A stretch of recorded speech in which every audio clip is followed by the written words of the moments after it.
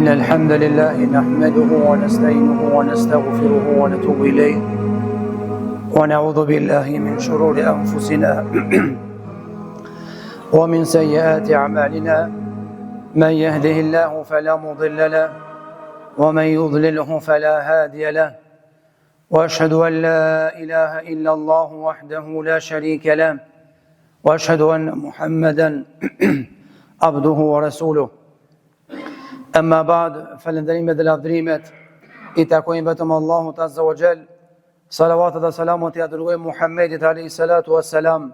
Paqja dhe mëshira e Zotit xhallahu ala qoftë mbi të, mbi familjen e tij, mbi shokët e tij sinqer besnik dhe mbi të gjithë ata që e pasojnë për të mirë deri ditën e gjykimit. Të nderuar vëllezër, të nderuar xhamat, jemi në hutbën e dytë me radhë të këtij muaji të bekuar të Ramazanit. Në hutbën e kaluar startuam për të treguar disa porta kryesore të mirësisë, për shkak se jemi në muajin e mirësisë. Andaj nëse nuk mundesh të gjitha portat dhe dyert me I trokit, nëse nuk mundesh të gjitha punët e mira me I vepru, spaku dallahu në disa prej tyre, nga se nëse në Ramazan nuk dallohesh, atëherë kur mendon me u dallu. Nëse Ramazan nuk përmirësohesh, atëherë kur dëshiron me u përmirësu. Prej portave të mirësisë, e cila port ndikon në ngritjen e gradave, në shlyrjen e gjunave, në fitimin e dashurisë së Allahut Azza wa Jall dhe xhenetit e Zotit xhallahu ala, është porta e sadakas edhe porta e lëmoshës, që mënyrat dhe llojet e sadakas janë nga më të shumta, nga se nëse nuk I mundësi me dhonë pasuni, edhe fjala e mirë është sadaka.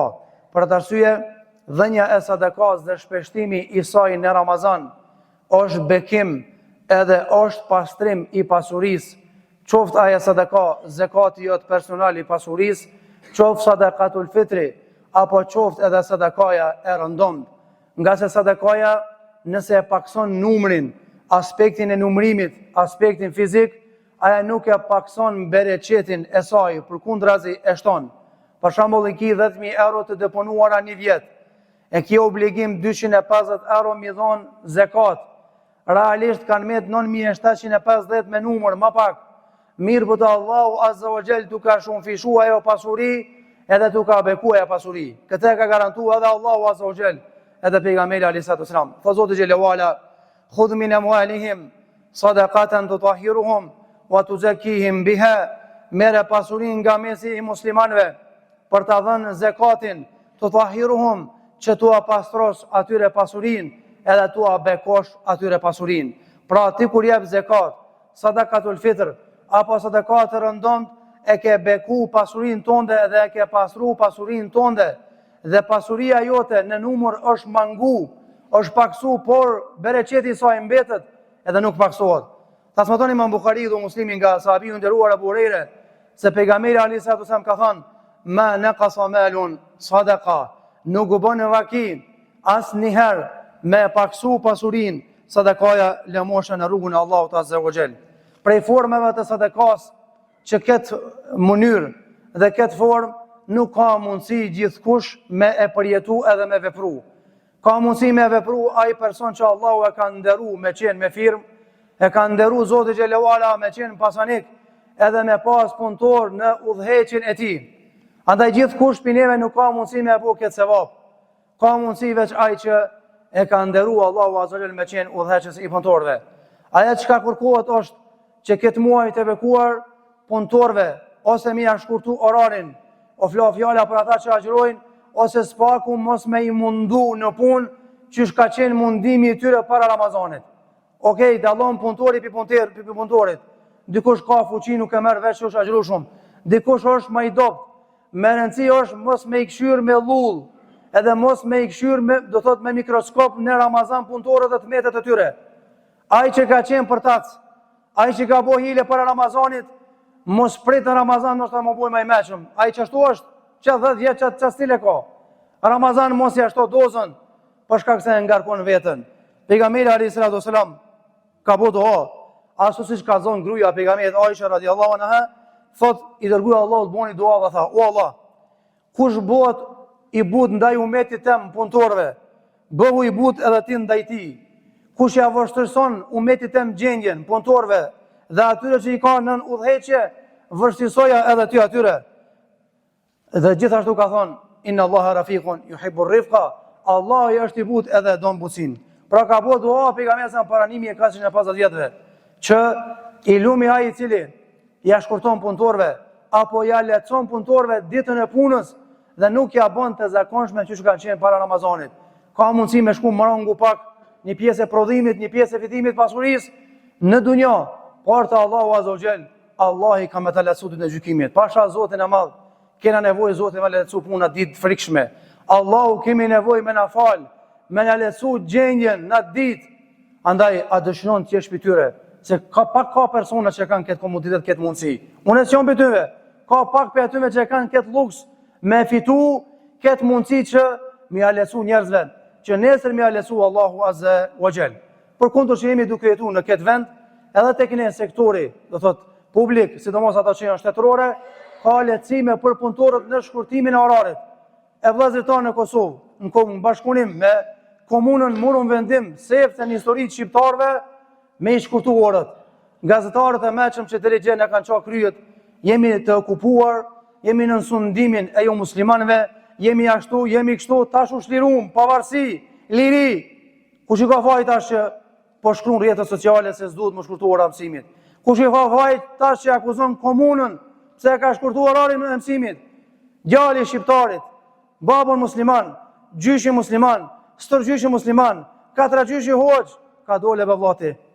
Kush po të pengon sot tyje me shkurtu orarin? Pengon kalpsia që e kini në zemrën tonë dhe Allah në rujt. Andaj, tjeni të mëshirshëm ndaj atyre që i kini në udhëheqje, edhe mos i ngarkoni jashtë mundësive. Prej formave të sadekas që shumë njerëz i neglizhojnë është të ndëruar xhamat, ose mi a shty borxhin, ose mi a fal borxhin kejt.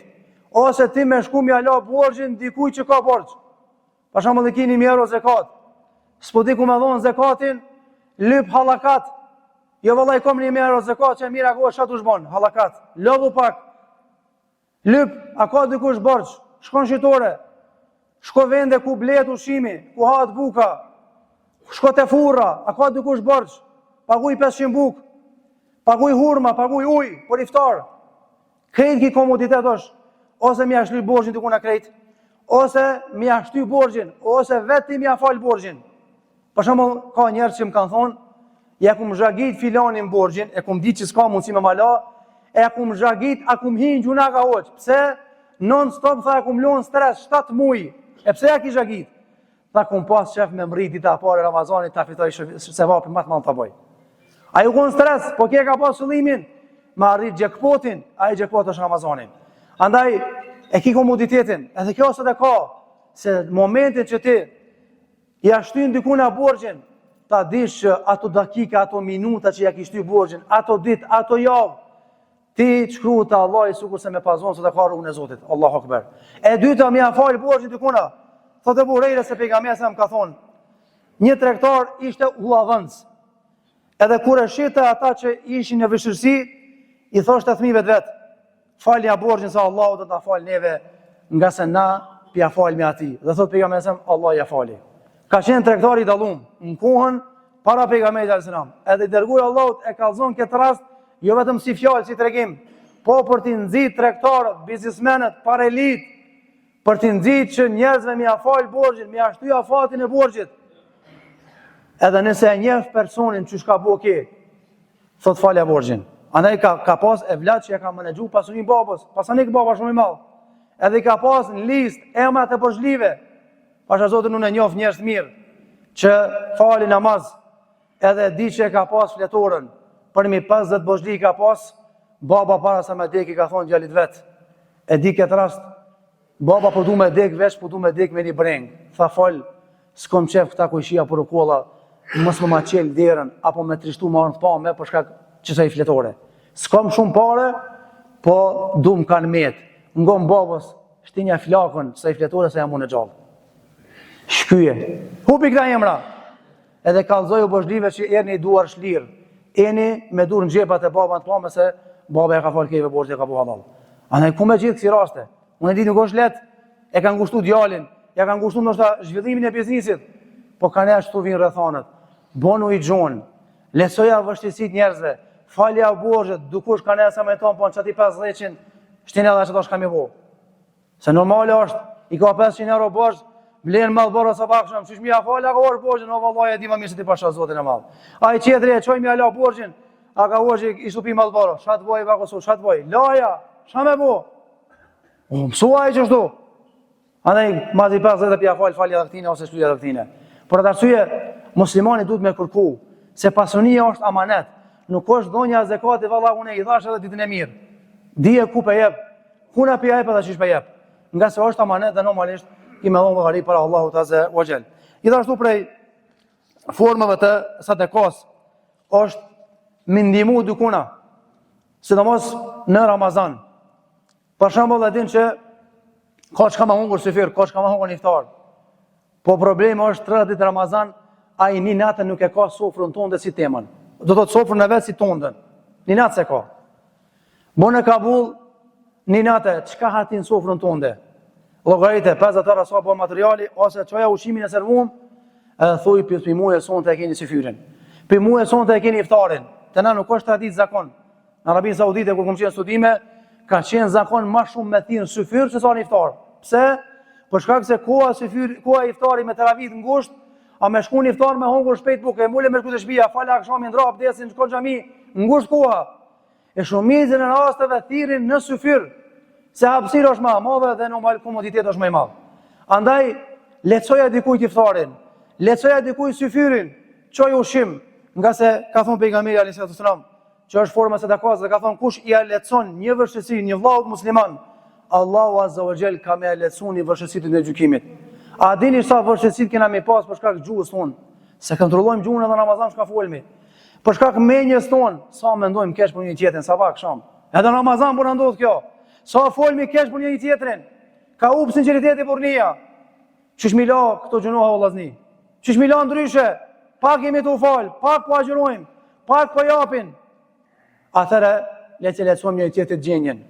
Po ti po fol për ato keq, aty për lecon, çka më bëu, ai po fol keq. Keq jemi po keq, jemi për lyket punë. E mu pasur Ramazan, lecoja nëse dëshiron që Allahu Azza wa Jall me të kallëzu që shyre, ki fol keq, ki bo keq, ki pas mu dënu, po filanit ja ki largu një breng, unë e sot po ta largoj ty e këtë halë këtë dertë. S'po dënoj po ta fali. A ka gëzim më të madh? Na ditë hallakamës, na ditë trishtimit, mos me përjetu ato trishtime. A dëshon mos me përjetu? Ata lecoja brengën edhe vështirësi ndonjë agjëruesi dhe agjëruese se në gjatë muajit bekuar të Ramazanit. Kishin disa porta të reja, të tjera që ju që nuk i dini, po vetëm si për kujtim që më mujt këtë mujt bekum të Ramazanit me i vepru. Prej tyre pra është porta e sadakas, që ka shumë dyrë dhe forma dhe lloje të sadakas, e për tjera dyrë inshallah folmi në hutbën e ardhshme. Elu Zotin e Madh që Allahu të na forcoj ditët që kanë mbetë me agjëru, ato që kanë kaluar Allahu të na bëjë kabull. Amin, amin. Barakallahu li wa lakum fil Qur'an wa sunnah wa nafani wa iyyakum fima qultum ma sami'tum. Astaghfirullah li wa lakum wa lisa'il muslimina min kulli dhanbin fastaghfiruhu innahu huwal ghafurur rahim.